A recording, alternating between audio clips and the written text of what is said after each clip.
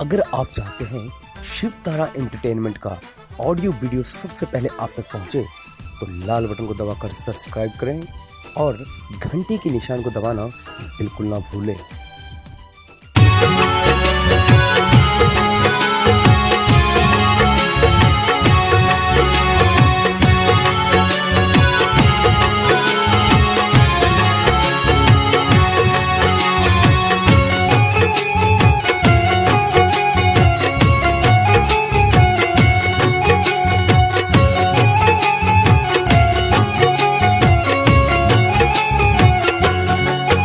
आज मेहंदी रचा के जैबू पियावा के घरवा।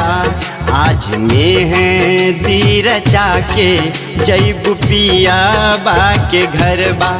ख्याल तोहर के हो राखी नाही रही मोर सहरवा। आज मेहंदी रचा के जैबू पियावा के घरवा।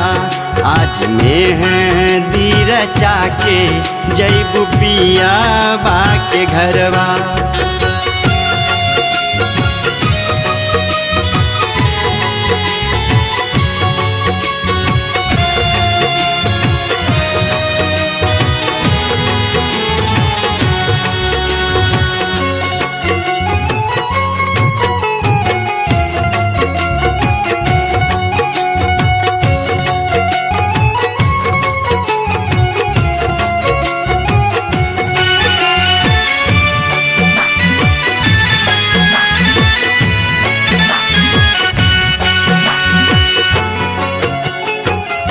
तोहरा के दिल से चहले रही तू हो गईलू पराई।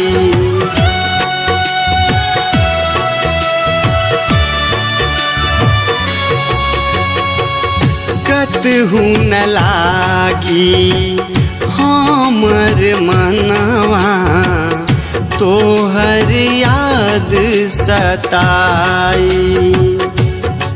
जान देले जइहा अपने हाथ पुड़िया में जहरवा। जान देले जइहा अपने हाथ पुड़िया में जहरवा। आज मेहंदी रचा के जैबू पियावा के घरवा।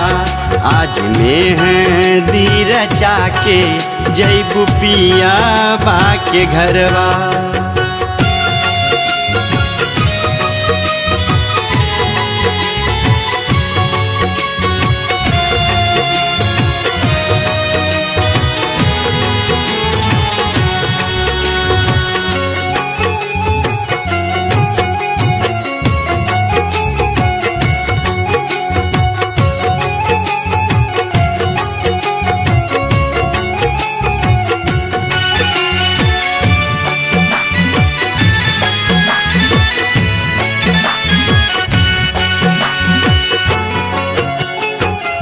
हमर धड़कन तोहरे दिल में धड़कत रहे रानी।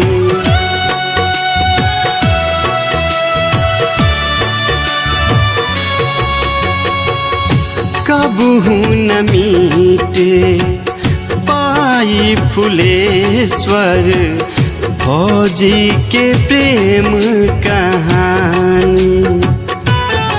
राइटर प्रदीप साथ लुटबू उनका कोड़वा में लहरवा। राइटर प्रदीप साथ लुटबू उनका कोड़वा में लहरवा। आज मेहंदी रचा के जैबू पियावा के घरवा। आज मेहंदी रचा के जैबू पियावा के घरवा। आज मेहंदी रचा के जैबू पियावा के घरवा। आज मेहंदी रचा के जैबू पियावा के घरवा।